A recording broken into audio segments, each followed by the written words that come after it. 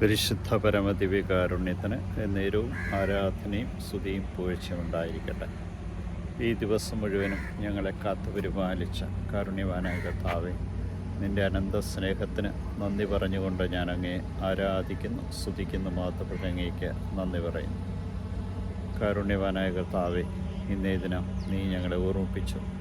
വാക്കുകളിൽ യേശുവിനെ കൊടുക്കുവാനായി കടന്നു വന്നുകൊണ്ട് നികുതി കൊടുക്കുന്നത് വിഹിതമാണോ എന്ന് ചോദിക്കുന്നു. അതോടൊപ്പം തന്നെ സീസറിനെ കുറിച്ച് അവർ ഓർമ്മിപ്പിക്കുകയും ചെയ്യും. സർവാധികാരി സീസറാണെന്ന ബോധ്യത്തിൽ അവരെ ചോദിക്കുന്ന ചോദ്യമാണ്. ഈ നാണയത്തിലെ ലിഖിതവും രൂപവും ആരുടേതാണ്? സീസറിൻ്റേതെന്ന് പറയുമ്പോൾ സീസറിനുള്ളത് സീസറിനും ദൈവത്തിനുള്ളത് ദൈവത്തിനും കൊടുക്കുവാൻ ആവശ്യപ്പെടുന്നു.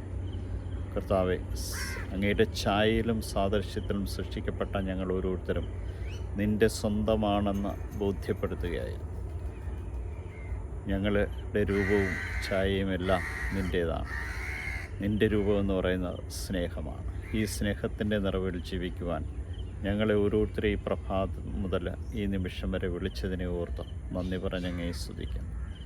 നിൻ്റെ സ്നേഹം പ്രകടിപ്പിക്കുവാൻ, നിന്നെ സ്നേഹിക്കുന്നു എന്ന് പറയുന്നതിൽ മാത്രമല്ല, നിൻ്റെ സ്നേഹം മറ്റുള്ളവരിലേക്ക് ഒഴുക്കുവാൻ ഇന്നേ ദിനം ഞങ്ങൾക്ക് തന്ന കൃപയ്ക്ക് നന്ദി പറഞ്ഞുകൊണ്ട് ഞാൻ അങ്ങേ ആരാധിച്ച് സ്തുതിച്ച് മഹത്വപ്പെടുത്തുന്നു.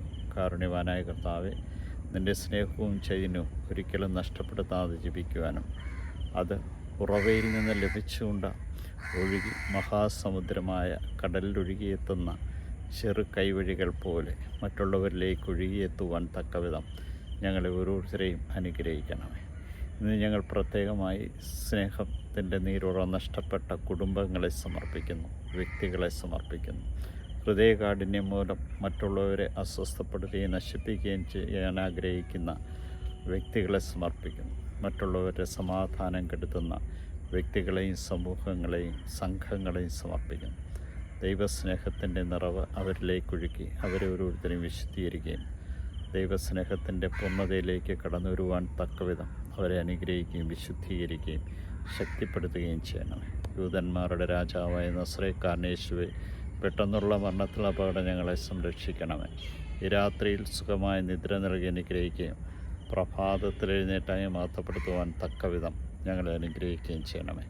ഈശോയെ നന്ദി, ഈശോയെ സ്തുതി, ഈശോ ആരാധന.